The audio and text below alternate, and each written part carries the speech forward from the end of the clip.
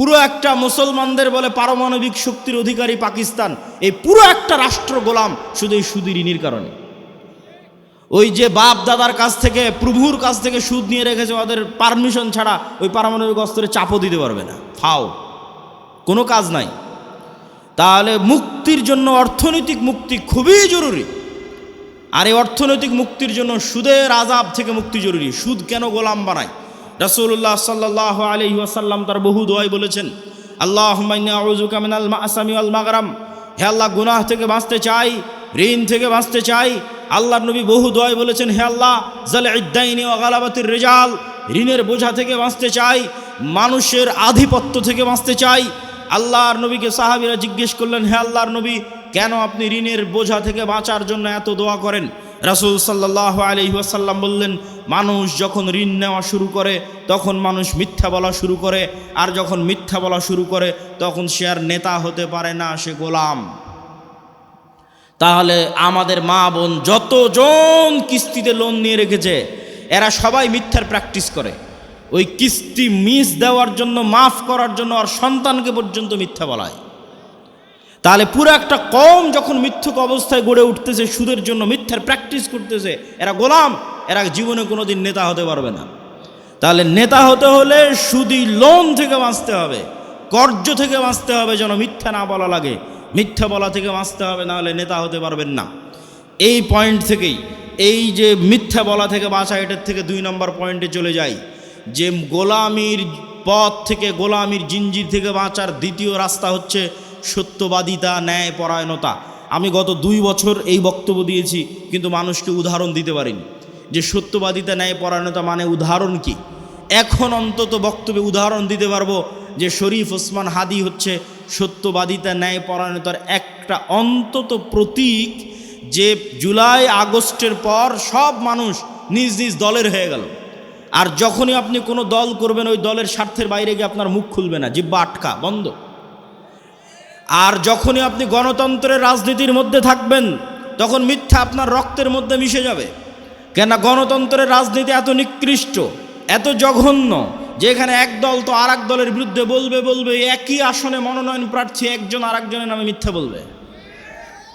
তাহলে ওই যে মিথ্যার কালচারের মধ্যে লিয়াজু, লবিং, আসন ভাগাভাগি, উমুককে নয় আমাকে দাও, এই পুরো কালচারটার মধ্যে ঢুকে আছে টাকার লেনদেন, 2 নাম্বারি, ধোকা, লবিং, লিয়াজু, এই পুরো কালচারটার মধ্যে ঢুকে আছে মিথ্যা, ধোকা, দুর্নীতি।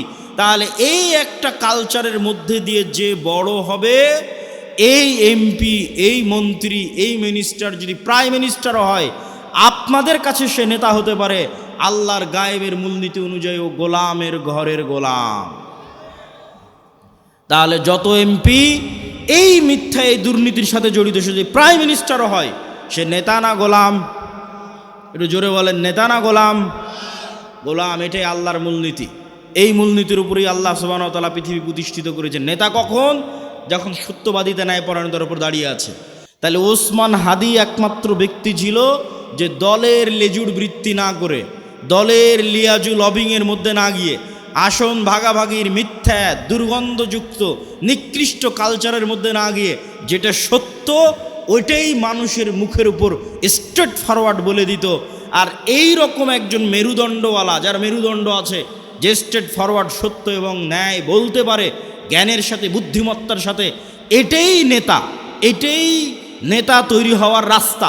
আর এই রকম একজন মেরুদণ্ডওয়ালা, সত্যবাদী, ন্যায়পরায়ণ নেতা ওই রকম লাখো দুর্নীতিগ্রস্ত নির্বাচিত এমপির চেয়ে পাওয়ারফুল।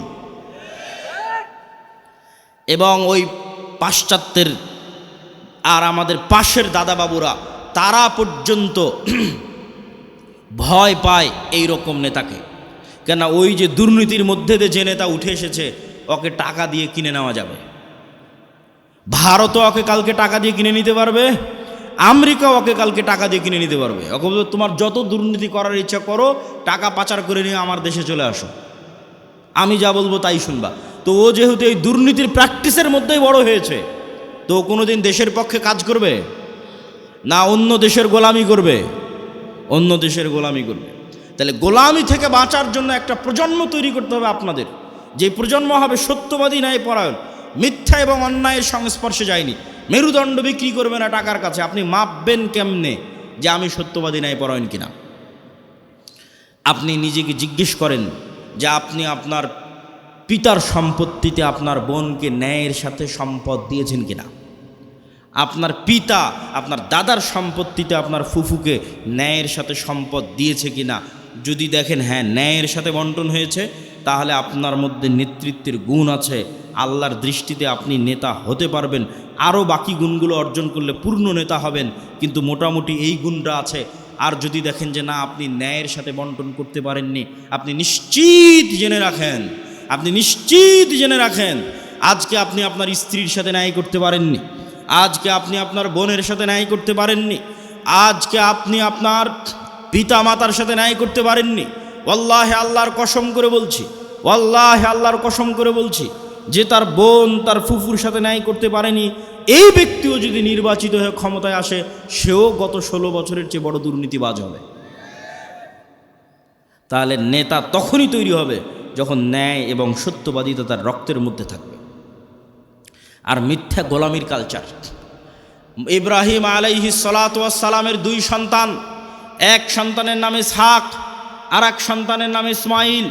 ইসহাককে রেখে দিলেন জেরুজালেমে, আর ইসমাইলকে রেখে দিলেন মক্কায়। ইসমাইল থেকে না মোহাম্মদ পর্যন্ত এই দীর্ঘ সময়ে এই বানু ইসরাইলের সাথে কি হচ্ছে দেখেন, শর্টকাট। ইসহাকের সন্তান ইয়াকুব, ইয়াকুবের সন্তান ইউসুফ, ইউসুফের 11 ভাই মিলে পিতা মাতা মিলে মিশরে ইউসুফের মৃত্যুর পরে ফেরাউনের 300 বছরের গোলামি, ফেরাউনের গোলামি থেকে মুসার হারুনের হাত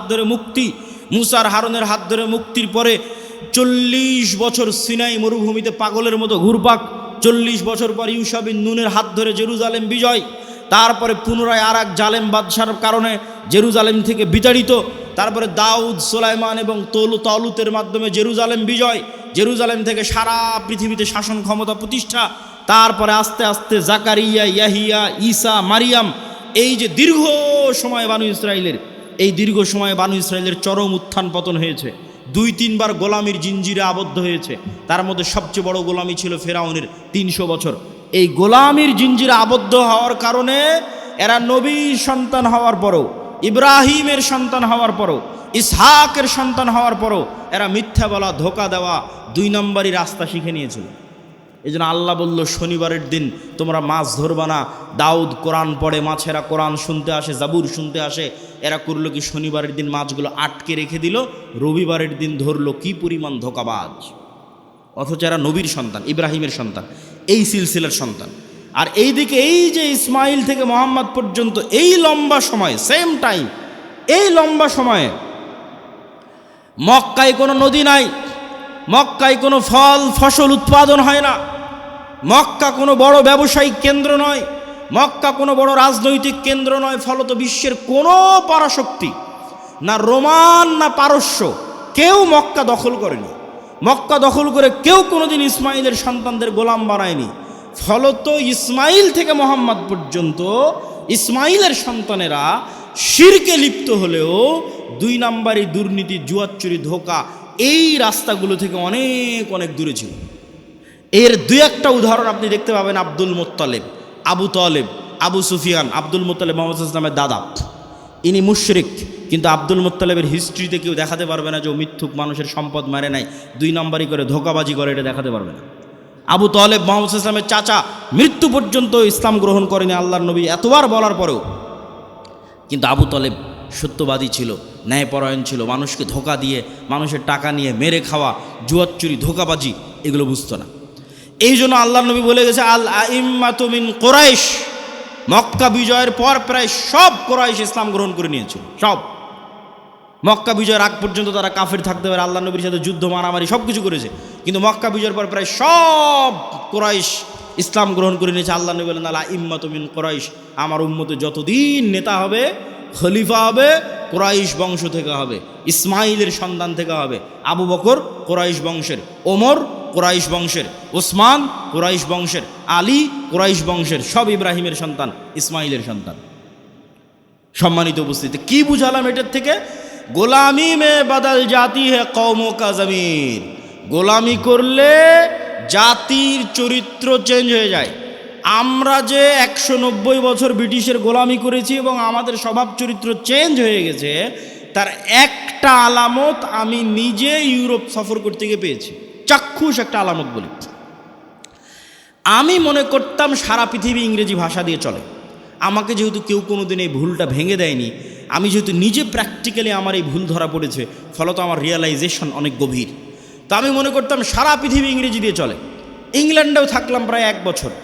এই ইংল্যান্ডে থাকা অবস্থায় যখন ফ্রান্স গেলাম, স্পেন গেলাম, ইতালি গেলাম, স্পেনের যখন কর্ডোভা, গ্রানাডায় যাওয়ার জন্য যে বিমানবন্দরে নামলাম, ওই বিমানবন্দরে নেমে এক্সিট লেখাটা আমি ইংরেজিতে খুঁজে পাচ্ছিলাম না। ইংরেজি ভাষার এত অনুপস্থিতি যে বাহিরে যে বের হব, কোন রাস্তা দিয়ে বের হব, কোথায় এক্সিট, কিছু খুঁজে পায় না। সব স্প্যানিশ ল্যাঙ্গুয়েজ। যারা এয়ারপোর্টে দায়িত্ব পালন করছে, ওদের সাথে গিয়ে যে ইংরেজিতে কথা বলবো, ওরাও ইংরেজি বোঝে না। আরে অন্তত এয়ারপোর্টে দায়িত্বশীল তো ইংরেজি বুঝবে। এত উন্নত রাষ্ট্র স্পেন, এত উন্নত রাষ্ট্র ফ্রান্স, এত উন্নত রাষ্ট্র ইতালি, ইংরেজি জানে না। আমার তো মাথায় ঘুরে গেল, কেন ইংরেজি জানে না। তখন আমি রিয়ালাইজ করলাম, আমার মদিনা ইসলামী বিশ্ববিদ্যালয়ের বন্ধু বাড়ি আফ্রিকা, ও বলতো আর ভাষা ফরাসি। আমি তখন এটা না অত গভীর চিন্তা করিনি নিজের ভাষা ফরাসি কেন। ফ্রান্সে যখন গেলাম দেখি ফ্রান্সে সব আফ্রিকান মুসলমান। ফ্রান্সে ভারত পাকিস্তানের মুসলমান কম, আফ্রিকার মুসলমান বেশি। ইংল্যান্ডে আবার ভারত পাকিস্তানের মুসলমান বেশি, আফ্রিকার মুসলমান কম। তখন সব রহস্য ভেদ হয়ে গেল যে ওর ভাষা কেন ফরাসি আর আমার কাছে কেন ইংরেজির এত গুরুত্ব। জন্মগত কেমনে অটোমেটিক সবাই আমাদের দেশের মানুষ জানে যে ইংরেজি অনেক গুরুত্বপূর্ণ ভাষা, অথচ ইউরোপের অধিকাংশ দেশ ইংরেজির কোনো ভ্যালুই নাই, দামই নাই। ওরা এতটা অহংকারী, ফ্রান্স, ইতালি, স্পেন, জার্মান এতটা অহংকারী, ওরা ইংরেজি শিখবেই না। তাহলে আমি কেমনে জন্মগত মেনে বুঝে নিলাম যে ইংরেজি গুরুত্বপূর্ণ? এটাই 200 বছর যে আমরা ব্রিটিশের গোলামি করেছি, গোলামি মে বদল জাতি হে কওম কা জমির, আমরা নিজের অজান্তেই ওর গোলামির প্রভাব বহন করতেছি। আমি আব্দুল্লাহ নিজের অজান্তেই, আমার পূর্বপুরুষ 190 বছর ব্রিটিশের গোলাম ছিল, তার প্রভাব আমি আমার অজান্তে বহন করতেছি। আর আমার ওই বন্ধু যে আফ্রিকায় বাড়ি, ও ওর অজান্তে ইউরোপীয় উপনিবেশের গোলামির চিহ্ন বহন করতেছে। ঠিক এই যে আপনি দেখতেছেন মুসলমানরা মারামারি, কাটাকাটি, এই যে গণতন্ত্রের কালচার টিকিয়ে রাখা আছে, যেন এখানে আর সুদের কালচার টিকিয়ে রাখা আছে, যেন একটা মুসলমান নেতা সত্যবাদী ন্যায়পরায়ণ বের হয়ে আসতে না পারে, সব যেন মিথ্যুক আর দুর্নীতিবাজ বের হয়। এই জন্যই গণতন্ত্র দিয়ে রাখা আছে, এই জন্যই সুদী ব্যবস্থা দিয়ে রাখা আছে। কেননা এই কালচারের মধ্যে থাকলেও মিথ্যুক দুর্নীতিবাজ হবে। আর 190 বছর ব্রিটিশের গোলামিতে ওটাই শিখেছে।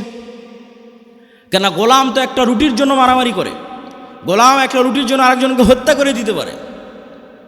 তাহলে এই যে গোলামির কালচার, এই গোলামির কালচার যতক্ষণ আপনি না ভাঙবেন, যেটা আমরা বহন করছি আমাদের অজান্তে ব্রিটিশদের গোলামির কারণে, যেমনটা বানু ইসরাইলরা ফেরাউনের গোলামি থেকে শিখেছিল, এই কালচার আমাদের ভাঙতে হবে। এই কালচার যতক্ষণ না ভাঙতে পারবেন, নেতা হতে পারবেন না। সত্যবাদী ন্যায়পরায়ণ হন, ইসমান হাদির মতো অটোমেটিক নেতা হয়ে যাবেন। আর এই গণতন্ত্রের কালচারে এইরকম সত্যবাদী ন্যায়পরায়ণ নেতা সহ্য করার মতো ক্ষমতা এই আধিপত্যবাদী দখলদারি শক্তির নাই, ফলত গুলি করে উড়িয়ে দিবে। সম্মানিত উপস্থিতি, পয়েন্ট নাম্বার 3, আমাদের 1 নাম্বার পয়েন্ট ছিল অর্থনৈতিক মুক্তি লাগবে গোলামি থেকে মুক্তির জন্য। 2 নাম্বার পয়েন্ট ছিল সত্যবাদী ন্যায়পরায়ণ হতে হবে। পয়েন্ট নাম্বার 3, ইমান বিল গায়েব এবং গায়েবী মদদ। একটা মূলনীতি আজকে এখান থেকে মুখস্থ করে যান, আল্লাহর আসমানি সাহায্য ছাড়া ইসলাম এবং মুসলমানদের বিজয় অসম্ভব, ফুল স্টপ। দুনিয়াবি শক্তি দিয়ে ইসলাম এবং মুসলমানদের বিজয় অতীতে কোনোদিন হয়নি, ভবিষ্যতে কোনোদিন হবে না, ফুল স্টপ। নবীদের হয়নি, আমার আপনার হবে না। মুসা দুনিয়ার শক্তি দিয়ে বিজয় লাভ করেনি, ইউশা বিন নুন দুনিয়ার শক্তি দিয়ে বিজয় লাভ করেনি, দাউদ সুলাইমান দুনিয়ার শক্তি দিয়ে বিজয় লাভ করেনি। মুহাম্মদ সাল্লাল্লাহু আলাইহি সাল্লাম বদরে, ওহুদে, খন্দকে, বদরে মক্কার কাফের মুশরিক 1000, মুহাম্মদ সাল্লাল্লাহু আলাইহি সাল্লাম 300, ওহুদে মক্কার কাফের মুশরিক 2000, মুহাম্মদ সাল্লাল্লাহু আলাইহি সাল্লাম 700, খন্দকে মুহাম্মদ সাল্লাল্লাহু আলাইহি সাল্লাম 700 থেকে 1000। আর মক্কার কাফের মুশরিক শুধু নয়, সারা আরবের কাফের মুশরিক একত্রিত হয়েছে 10,000। খন্দকের যুদ্ধে কোনো দুনিয়াবি শক্তি নাই যা মুহাম্মদ সাল্লাল্লাহু আলাইহি ওয়াসাল্লামকে জয়লাভ করাতে পারে। এত অসম যুদ্ধ পৃথিবীতে হয় না, কিন্তু এই প্রত্যেকটা যুদ্ধে মুহাম্মদ সাল্লাল্লাহু আলাইহি ওয়াসাল্লাম জয়লাভ করেছে দুনিয়াবি শক্তিতে না কার সাহায্যে? আল্লাহর সাহায্যে। আর একটা যুদ্ধে সাহাবীরা মনে করেছিল যে আজকে আমরা দুনিয়ার শক্তি দিয়ে জিতব, ওই যুদ্ধের নাম হুনাইন। মক্কা বিজয়ের পরে এই যুদ্ধ হয়েছিল। মক্কা বিজয় যখন সব মুসলমান হয়ে গেছে, 12,000 সাহাবী হুনাইনের যুদ্ধে। আল্লাহর নবী নিজে চোখে কোনোদিন দেখেইনি, তার পিছে 12,000 মানুষ দাঁড়িয়ে আছে। সাহাবীরা কোনোদিন দেখেনি 12,000-এর জামাত। 300 জন নিয়ে যুদ্ধ করেছে, 700 নিয়ে যুদ্ধ করেছে, 1000 নিয়ে যুদ্ধ করেছে। আজকে হুনাইনে 12,000। তখন সবার আল্লাহর উপর, মুহাম্মদ সাল্লাল্লাহু আলাইহি ওয়াসাল্লাম বাদ দিয়ে অধিকাংশ সাহাবীর আল্লাহর উপর ভরসা কমে নিজেদের উপর ভরসা চলে এসেছে। যে আজকে হাই কনফিডেন্স, মক্কা বিজয় করেছি আর এখন হুনাইনের যুদ্ধ আমাদের পরাজিত করে কে? আর হুনাইনের যুদ্ধ শুরু হওয়ার আধা ঘন্টা পার হয়নি, 1 ঘন্টা পার হয়নি, সব দৌড়ে দৌড়ে পালাচ্ছে। তাহলে নবীর জীবদ্দশায় দুনিয়ার শক্তিশালী হওয়ার পরেও বিজয় হচ্ছে না পরাজয় হচ্ছে? একটু জোরে বলেন তো, জয় হচ্ছে না পরাজয় হচ্ছে? নবীর জীবদ্দশায় দুনিয়ার শক্তিতে বিজয় হচ্ছে না। কার সাহায্য লাগে বিজয়ের জন্য? আল্লাহর সাহায্য লাগে। এই আল্লাহর সাহায্য পাওয়ার সিক্রেট যতদিন না জানবেন, আর এই সিক্রেট যতদিন বাস্তবে প্রয়োগ না করবেন, ততদিন দুনিয়ার রাস্তা দিয়ে আপনি যতই চেষ্টা করেন আপনার বিজয় হবে না। এটা নিশ্চিত জেনে রাখেন। আপনার ভরসা দুনিয়ার উপর দেখেই তো আপনি চেষ্টা করতেছেন যে হ্যাঁ, মন্দিরগুলো পাহারা দিয়ে যদি ভোট পাওয়া যায়। মন্দির পাহারা কেন? আপনি যদি প্রত্যেকটা হিন্দুকে একটা করে মন্দির বানিয়ে দেন, দিয়ে যদি মনে করেন দুনিয়ার শক্তি দিয়ে ইসলামকে বিজয় করবেন, আপনার ব্যক্তি স্বার্থ আদায় হতে পারে। দুনিয়ার শক্তি দিয়ে ইসলাম বিজয় হয় না, হয়নি, কিয়ামত পর্যন্ত হবে না। তাহলে ইসলাম বিজয় হবে কোনটা? যেটাতে আল্লাহর সাহায্য আসবে। আল্লাহর সাহায্য পাওয়ার শর্ত পূরণ করেন, ইসলাম বিজয় হবে। আর আল্লাহর শর্ত পাওয়ার সাহায্য পূরণ করবেন না, আল্লাহর ঠেকা পড়েছে, আপনাকে দিয়ে ইসলামকে বিজয় করতে হবে। আল্লাহ বলেছে ইউরিদুনা লিইউতফিউ নূরাল্লাহ ওয়াল্লাহু মুতিম্মু নূরিহি ওয়ালাউ কারিহাল কাফিরুন। ইসলাম আল্লাহর নূর, আর এই নূর সারা পৃথিবীতে বিজয়ী হবে, এটা আল্লাহর ওয়াদা। বলেন আল্লাহু আকবার। হুয়াল্লাযী আরসালা রাসূলাহু বিল হুদা ওয়া দীনিল হক লিইয়ুযহিরাহু আলাদ দীনি কুল্লিহি।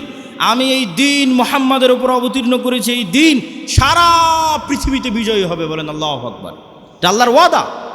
তো আল্লাহ ইসলামের বিজয়ের জন্য আমার আপনার মুখাপেক্ষী নয়, কিন্তু আমি আপনি যদি শর্ত পূরণ না করি বিজয় হবে। শিক্ষা এবং জ্ঞানে এগিয়ে যেতে হবে। ঈমান বিল গায়েবের উপর বিস্তারিত আলোচনা বহু বক্তব্যে করেছি। আজকে যা আলোচনা করছি সব আল্লাহর পথে যাত্রা এই বইয়ের মধ্যে আছে। ঈমান বিল গায়েবের বিস্তারিত আলোচনা ওই আল্লাহর পথে যাত্রা বইয়ের মধ্যে আছে।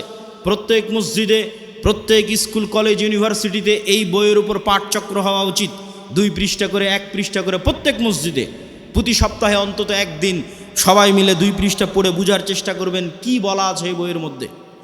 এই বই থেকে আমাদের আল্লাহর পথে যাত্রা তথা আল্লাহর সাথে সম্পর্ক, ঈমান বিল গায়েবের যাত্রাটা শুরু হবে। 2 নাম্বার শর্ত কি পূরণ করতে হবে? সৎ আমল। দেখেন মুহাম্মদ সাল্লাল্লাহু আলাইহি ওয়াসাল্লাম বদরের যুদ্ধের দিন এত লম্বা সালাত, এত লম্বা দোয়া, এত লম্বা রাতের সালাত যা আবু বকর রাদিয়াল্লাহু তাআলা আনহু পর্যন্ত ক্লান্ত হয়ে গেছে। আল্লাহর নবী, আপনি নবী, আপনার এত রাতের সালাতের প্রয়োজন? আল্লাহর নবী কেন রাতের সালাতে দাঁড়িয়ে আছে জানেন? আল্লাহর নবী আমার আপনার চেয়ে গায়েব বেশি জানে। আমার আপনার চেয়ে গায়েবের মূলনীতি ওনার জানা আছে। আল্লাহ ওনাকে ওহির মাধ্যমে জানিয়ে রেখেছে। সেটা কি? সেটা হচ্ছে তুমি বদরের যুদ্ধে তোমার শক্তি দিয়ে জিততে পারবে না। মুহাম্মদ, তোমার শক্তি দিয়ে বদরে বিজয় হবে না। বদরে বিজয় হবে কার সাহায্যে? আল্লাহর সাহায্যে। আর আল্লাহর সাহায্য পাওয়ার সিক্রেট হচ্ছে রাতের সালাত। তুমি আল্লাহর সাহায্য পেতে চাও, যত বড় নবী হও রাতের সালাতে দাঁড়াতে হবে। ফাতাহাজ্জাদ বিহি নাফিলাতাল লাক আসা ইয়াবআসাকা রাব্বুকা মাকামাম মাহমুদা। তুমি সর্বশ্রেষ্ঠ নবী হওয়ার পরও আল্লাহর